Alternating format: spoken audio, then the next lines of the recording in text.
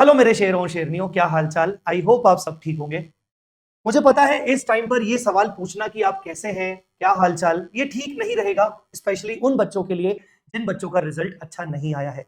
जिन बच्चों का रिजल्ट अच्छा आया है, पास हो चुके हैं फाउंडेशन इंटर में, उनको बहुत बहुत कॉन्ग्रेचुलेशंस। ये वीडियो आपके लिए नहीं है, ये वीडियो उन सभी मेरे शेरों शेरनियों के लिए है जो बच्चे क्लियर नहीं कर पाए हैं।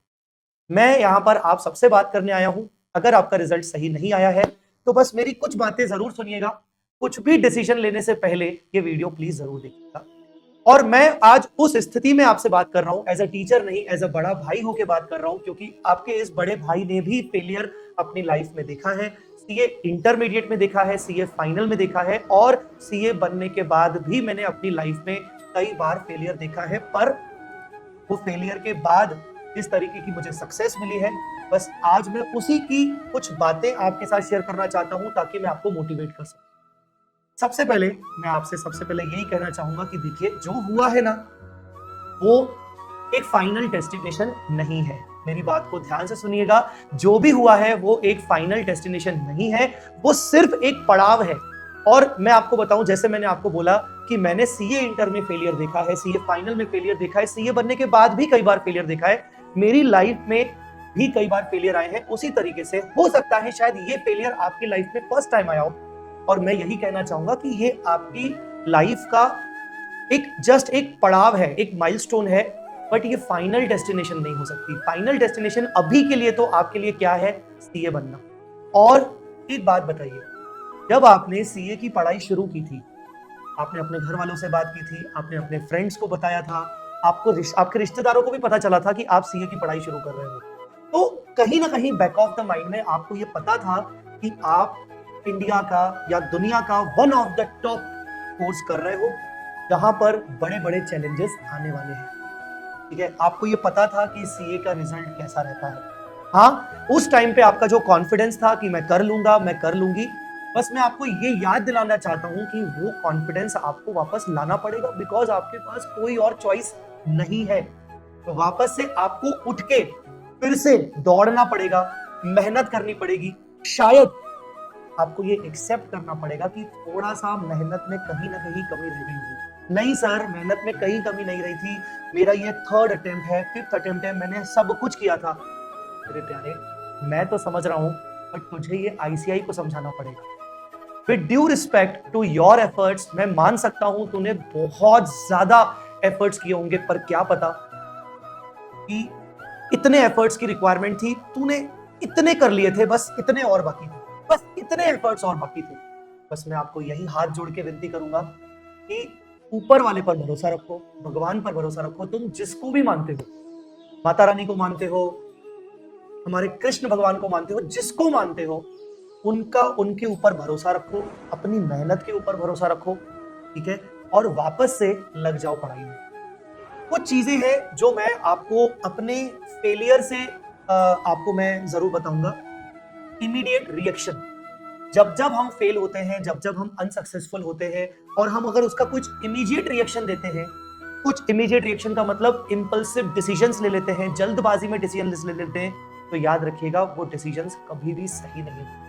बस मैं आपको कहूंगा कि कोई भी डिसीजन आने वाले 2 दिन तक तो एटलीस्ट मत लेना कि सर मैं ये ग्रुप दे दूं, सर मैं वो ग्रुप दे दूं, सर मैं सीए छोड़ दूं क्या, सर मैं ऐसा कर लूं क्या। एटलीस्ट 2 दिन तक अपने दिमाग को थोड़ा सा रिलैक्स करना, थोड़ा पीस ऑफ माइंड में रहना। एंड कोई ना कोई तुम्हारी लाइफ में, कोई ना कोई ऐसा एक व्यक्ति होगा, हो सकता है तुम्हारी माँ हो, तुम्हारे पापा हो, तुम्हारे घर में कोई हो, तुम्हारा कोई फ्रेंड हो, उसके साथ अपना वक्त बिताने की कोशिश करना। पढ़ाई का बिल्कुल ही मत सोचना, पढ़ाई का अभी बिल्कुल मत सोचना। 2 से 3 दिन बाद जो भी डिसीजंस लेने हो वो लिए जा सकते हैं, बट अभी इंपल्सिव डिसीजन मत लेना। मैंने बहुत ज्यादा पछताया है अपनी लाइफ में, ऐसी चीजें करके, फेलियर के बाद इमीडिएट रिएक्शन करके बहुत ज्यादा पछताया है। बस मैं बड़ा भाई होने के नाते आपको मैं ये समझाना चाहता हूँ कि इंपल्सिव डिसीजन मत लेना। दूसरी चीज, कई बार हमें अपने आप पे सेल्फ डाउट होता है। ठीक है, हमें ऐसा लगता है कि शायद मैं इस कोर्स के लिए नहीं बना हूँ, मैं नहीं कर सकता हूँ। बच्चों, मैं आपको बताऊं, आप अपने आप को अंडर एस्टिमेट मत करो, क्योंकि अपने आप को अंडर एस्टिमेट करना आपकी सबसे पहली सीढ़ी है अनसक्सेसफुल या अनसक्सेस को हासिल करने की, और हमें ये सीढ़ी नहीं चढ़नी है।